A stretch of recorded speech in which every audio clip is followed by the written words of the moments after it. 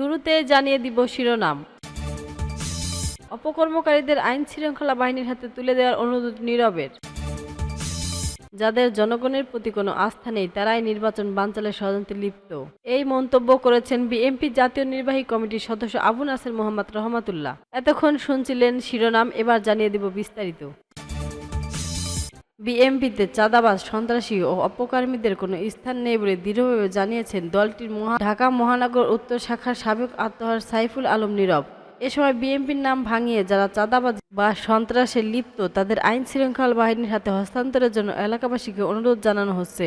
রোববার সকালে রাজধানীর পশ্চিম রাজাবাজার এবং ইন্দ্রিয়া রোড এলাকায় মশক নিধন ও পরিচ্ছন্নতা কার্যক্রমে অংশ নিয়ে নীরব এসব কথা বলেন। পশ্চিম রাজাবাজার ও ইন্দ্রিয়া রোড এলাকায় বিএনপির নেতাকর্মীদের উদ্যোগে এই কর্মসূচি হয়। সাইফুল আলম নীরব বললেন, বিএনপির ভারপ্রাপ্ত চেয়ারম্যান তারেক রহমানের নিষিদ্ধে ঢাকা 12 আসনের প্রতিটি অলিগলিতে আমরা মশক নিধন ও পরিচ্ছন্নতা কার্যক্রম পরিচালনা করছি। ইনশাআল্লাহ এটি অব্যাহত থাকবে।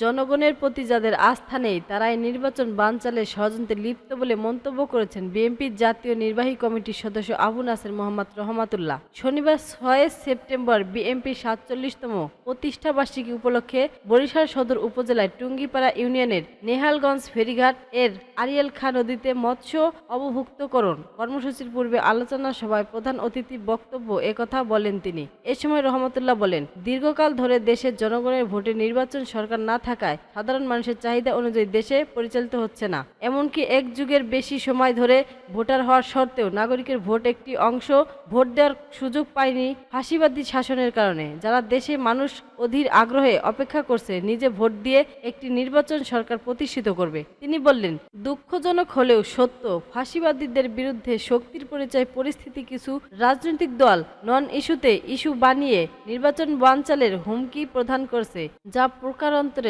ফাঁসিবাদীকে মাথা নাড়া দিতে সহায়তা অংশ বলে মনে হচ্ছে। তিনি আরও বললেন, যেসব রাজনৈতিক দল এসব কাজগুলো করছে তারা জনগণের ভোটে নির্বাচিত হতে পারবে না বলে জেনেই এ ধরনের ভূমিকায় লিপ্ত হচ্ছে। তাদের উচিত জনগণের প্রতি আস্থা রেখে আগামী নির্বাচনে স্বয়ংস্বতভূতভাবে অংশগ্রহণ করা। কারণ ব্যক্তি, দল বা স্বার্থের চাইতেও দেশ বড়। নিজেদের বিজয়ী হওয়ার চেয়েও দেশের গণতান্ত্রিক সরকার প্রতিষ্ঠা করা গুরুত্বপূর্ণ।